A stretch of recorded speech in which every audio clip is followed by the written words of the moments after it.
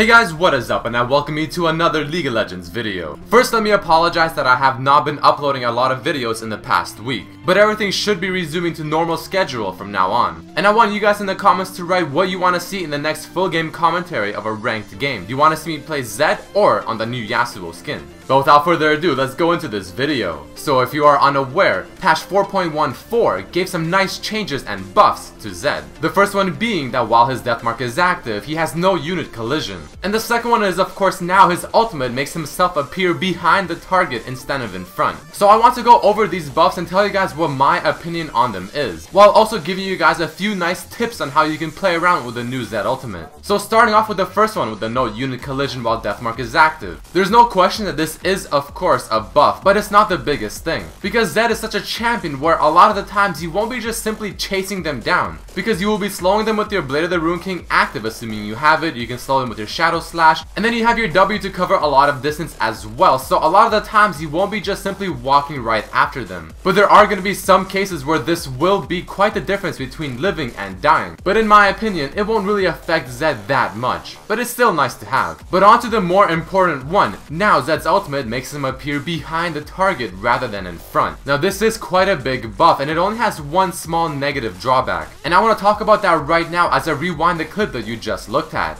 The drawback mainly applies in the laning phase or when you're beside a turret. So for instance here, as I use my ultimate on the Yasuo, I'm gonna freeze it. So before the change, I would probably instead appear around this area, rather than behind them, which is where I am now. But why is this a bad thing? Well, a lot of the times when you're gonna be going in for kills with Zed during the laning phase especially, it will be somewhat close to the enemy's turret, which means now with the new ultimate, you have a higher chance to be put within the tower range when you're going in for the kill. And that 1 or 2 turret shots can be the difference between you living or you dying. In this example, you can see that I'm somewhat still safe from the turret, but if it was any closer, the turret will probably get at least 1 free shot on me just because the ultimate now appears behind the target. But that, quite honestly, is the only negative aspect I can think of with the new ultimate. The positive effects of this ultimate are huge, because now since you appear behind your target, you have so many more options with your W. You no longer have to use it initially unless you really want to, which I'll show an example later of how you can do it. But now that you appear behind your target, your opponent has a lot less options in terms of how they want to retreat, because you're behind them, so if they go towards their base, you're there and you can keep auto attacking. If they go the other way, your shadow is now there and you can always swap back. Taking another look at that example from before, if he tries to retreat towards his base, I'm there and I can keep auto attacking him.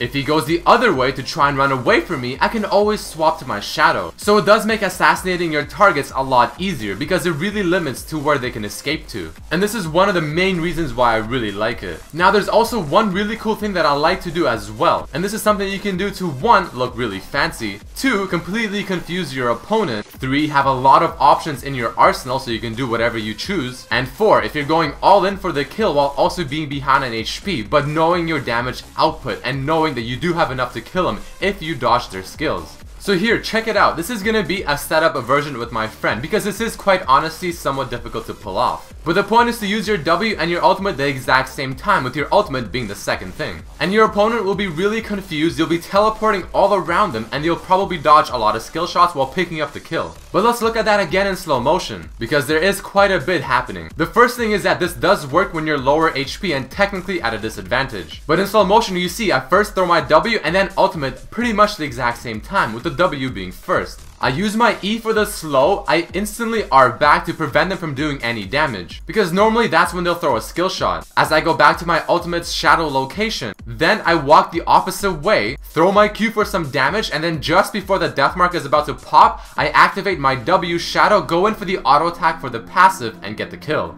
Let's look at it one more time and freeze it just as I finish using my ultimate. Look at all the options I have. I can just keep going to the right, baiting out the Yasuo, and going back to my ultimate shadow whenever, since it has unlimited range. And as I go back to that will instantly put me within range of my W shadow. So the Yasuo has to pick and choose, guessing where I'll go next, and I can always react to his skill shots, or any other type of champion. And on top of that, you have all your shadows out, meaning your shuriken will deal quite a bit of damage. So that is a pretty neat trick that I recommend you guys try out if you can. However, it is very difficult. And the two reasons why it is very difficult is because 1. You have to know the exact range of your ultimate's initial activation so that you throw out your W and your ultimate pretty much at the same time. And number 2, it requires you to be able to manage your shadows pretty well, or you're just gonna simply go back and forth not really knowing what you're doing as well and probably just die. But if you can pull it off, I'm sure you can tell, it looks pretty fancy and it's a really sweet way to outplay targets, especially ones with skill shots. So overall, the new Zed I think is extremely strong. This is why lately you see so many more Zed players. Assassinating targets now is a lot easier, because like I said before, it is so much harder for them to simply just run away from you because you have so many options to just go right back onto them. And even looking back at that Yasuo example in the Summoner's Rift map earlier, if they choose to simply run right through you towards their tower or towards the general location of their base, now you also have your W as an option, so you can always just follow them up once again, and it's just so difficult to escape Zed.